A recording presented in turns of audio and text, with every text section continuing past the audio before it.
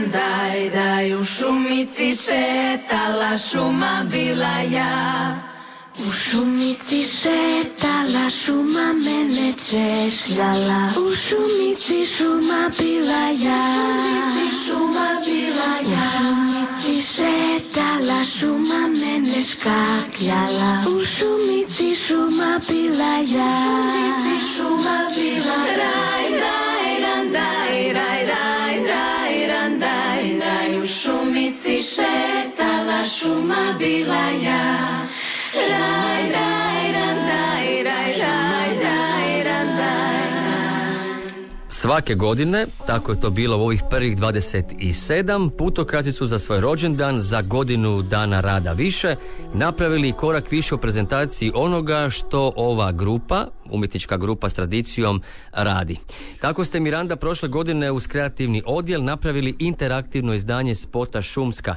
A što ste pripremili za 2012. za proslavu 28. rođendana? Da, bilo nam je zadovoljstvo naš 28. rođendan proslaviti koncertom radno 22. veljače.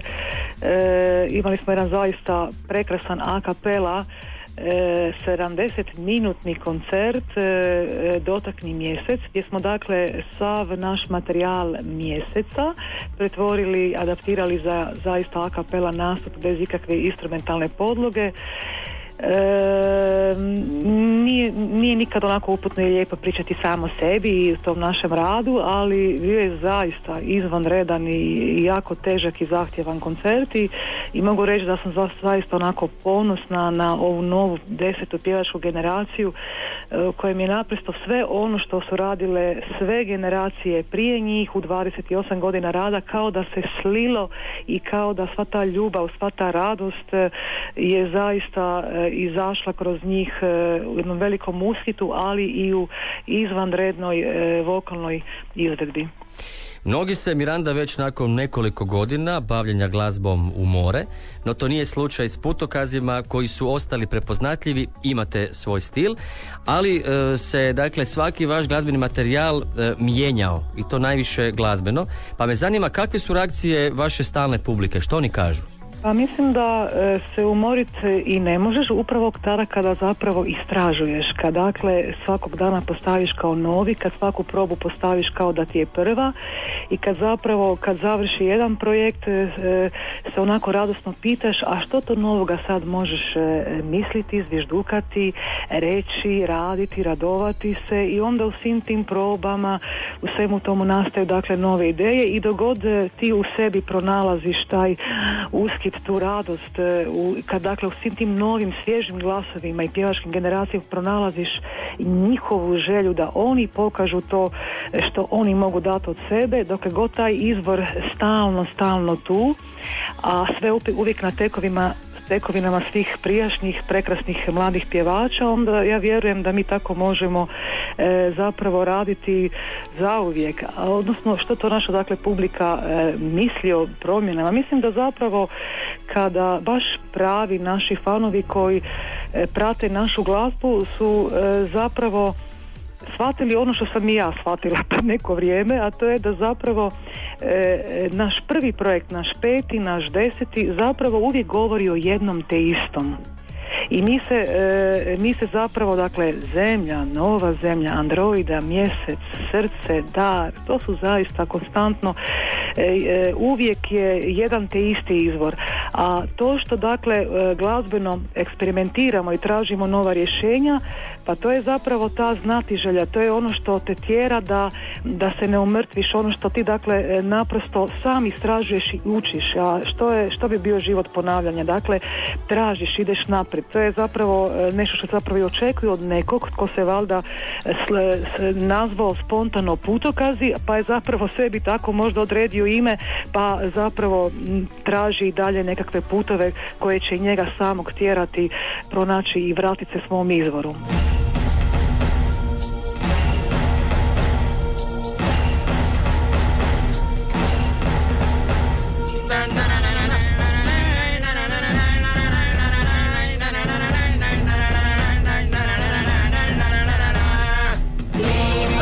Lipa si mi, lipo se nosiš, samo malo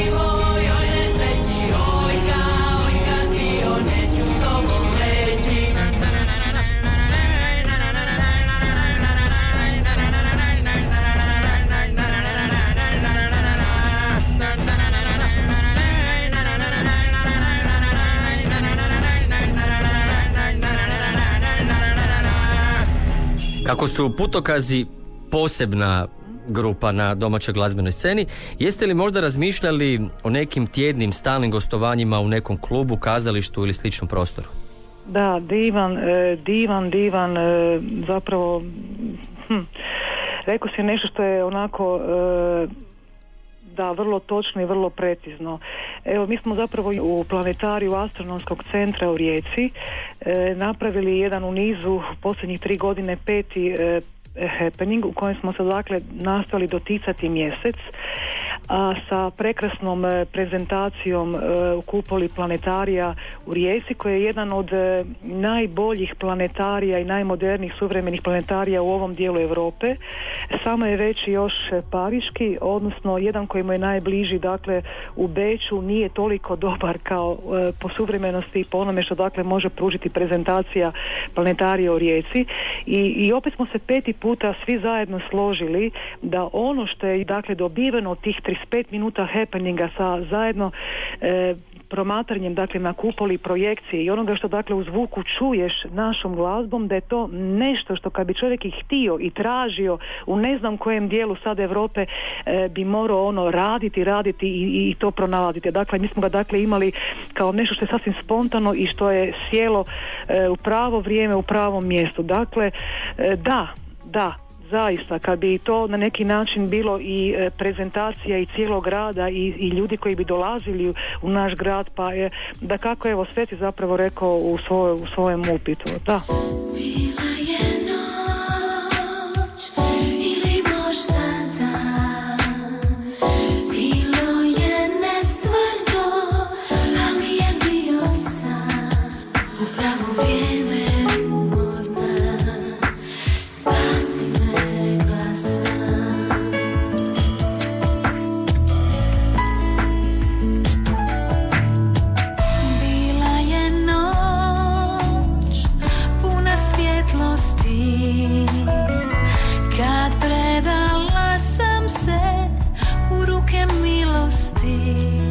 Pravo vrijeme u ljubavi, vrati se rekao si.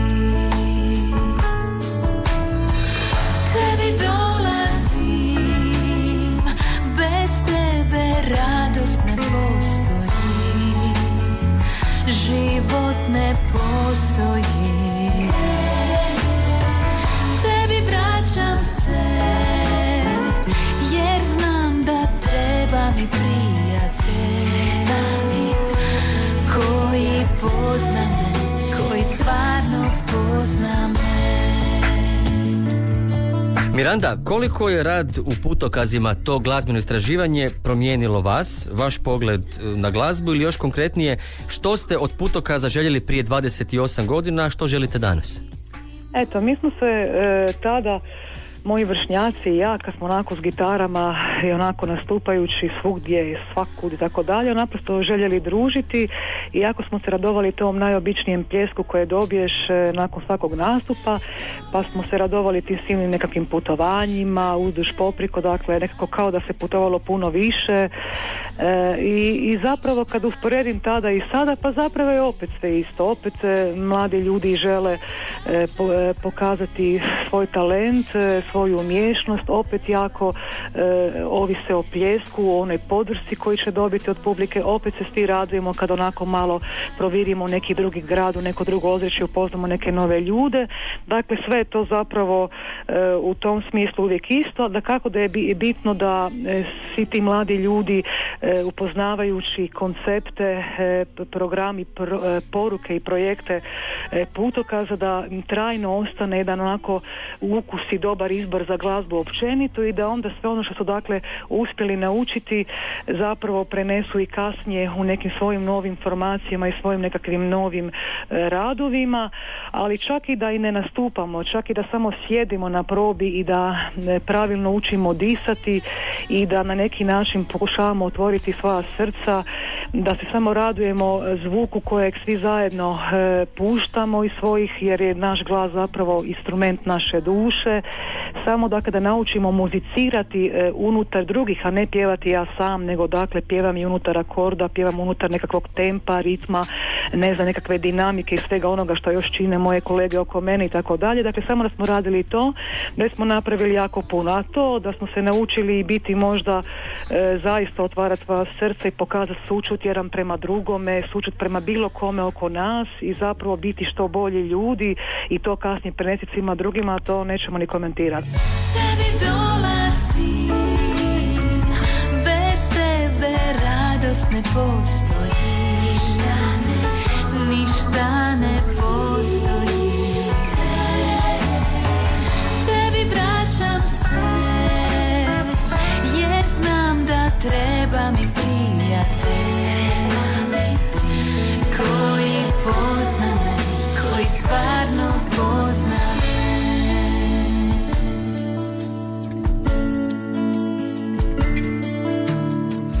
Bila je noć puna svjetlosti,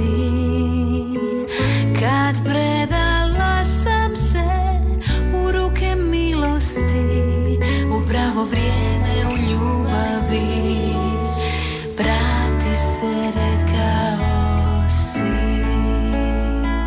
Jesu li želje novih članova Putokaza promijenile neke vaše odluke, zacrtane planove? Želje su uvijek iste, želje su, ja ih uvijek pitam na audiciji sve mlade ljude kad ulaze koliko znaju o Putokazima, koliko znaju o projektima i što oni zapravo žele. I onda ti odgovori koje onako malo kasnije analiziram su uvijek isti. Želim puno toga naučiti, želim pjevati, želim sebe razviti kao pjevača. Znači, želje su uvijek iste, oni zaista žele raditi, znači to nisu površni igrači, ja to uvijek onako kažem, oni zaista žele raditi, oni znaju kad ulaze u Putokaz jer je to dakle jedan veliki rad, oni žele napredovati, oni žele biti pjevači. Dakle, njihove želje su mladih ljudi uvijek iste i da kako oni tu nauče, naprave puno, daruju svoje srce, daruju svoj talent, daruju svoje godine, svoju mladost, ja to iznimno cijenim i mi zaista punimo svi zajedno sebe svojom ljubavlju i neke stvari tu u tragovima uvijek ostaju. Dakle, oni će zaista nakon koliko godina svog života moći s ponosom pokazati projekt kojem su sudjelovali, spotove kojima su bili i to će trajno nositi kao jedan svoj trag koji je njima pomogao za neke njihove daljnje napretke kao ljude. Znači, vas nisu promijenili, vi dalje uživate u tome što radite, a Miranda, pratite li TV show do posljednjeg zbora?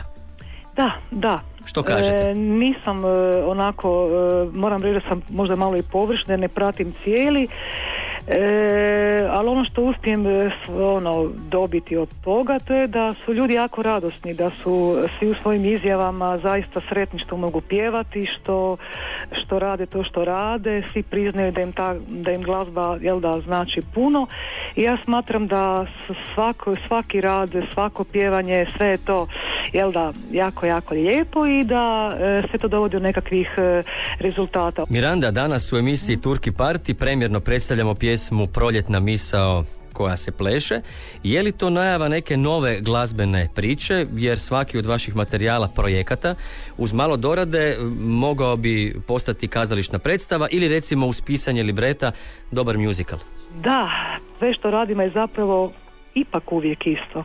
I pjesma Proljetna koja se pleše je pjesma u kojem su dani u beskraju plavi, je pjesma u kojem gdje god pošla tu sam i čekam da se javim. Dakle, naše su poruke vrlo konstantno povezane sa cijelokupnim životnim postojanjem i svim onom što nas okružuje sa cijelim univerzumom. Da sad ne ponavljam i naše nazive projekta.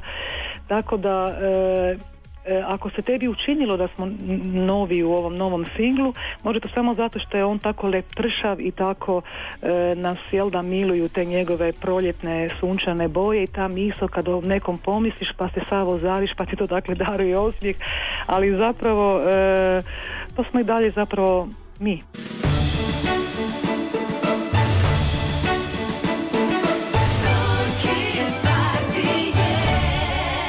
O prvih 28 godina Putokaza, o najnovijoj generaciji te grupe, govorila je voditeljica Putokaza Miranda Đaković, a sada je vrijeme za premijeru. Slušamo pjesmu Proljetna misao koja se pleše. Putokazi.